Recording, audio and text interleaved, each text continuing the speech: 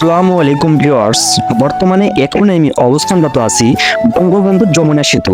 আজকের এই ভিডিওর মাধ্যমে এই যমুনা সেতুর ইতিহাস তুলে ধরার চেষ্টা করব। সো আপনারা ভিডিওটি না টেনে সম্পূর্ণ ভিডিওটি দেখার অনুরোধ রইল। চলুন ভিডিওটি শুরু করি।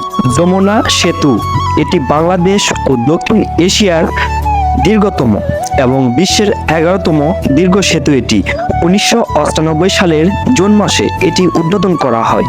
বাংলাদেশের 3টি বড় নদীর মধ্যে সবচেয়ে বৃহত্তম এবং পানি নিষ্কাশনের দিক থেকে বিশ্বের 5ম এবং বৃহত্তম নদী যমুনার উপর এটি নির্মিত হয়েছে।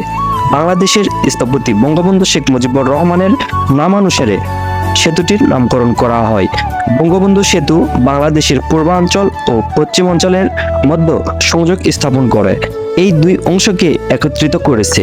এই সেতু নির্মাণের ফলে জনগণ বহুভাবে লাভবান হয়েছে, যেমন এটি আন্তঃআঞ্চলিক ব্যবসায় ও আর্থসামাজিক উন্নয়নে গুরুত্বপূর্ণ অবদান রাখছে।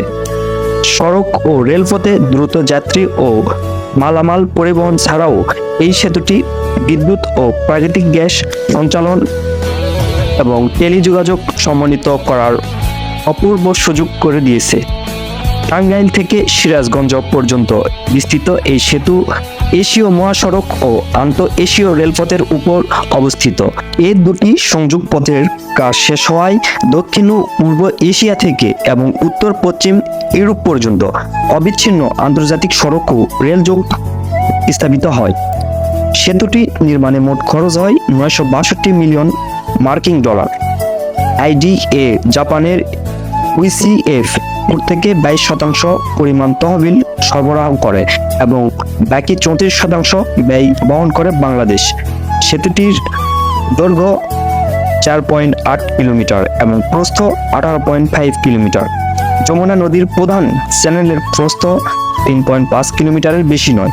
এই বিষয়টি মাথায় রেখে এবং বন্যাজনিত কারণের জন্য আরও কিছুটা প্রশস্ততা বাড়িয়ে 5 কিলোমিটার দৈর্ঘ্যের একটি সেতু যথেষ্ট বলে বিবেচনা করা হয়।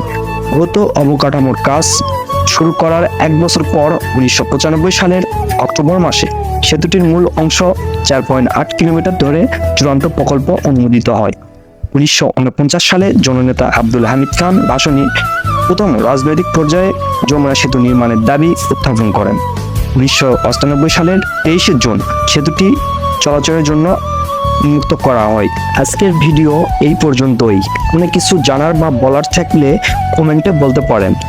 দেখা হচ্ছে নেক্সট কোনো ভিডিওতে। সেই পর্যন্ত আপনারা ভালো থাকেন, সুস্থ থাকেন। আসসালামু আলাইকুম।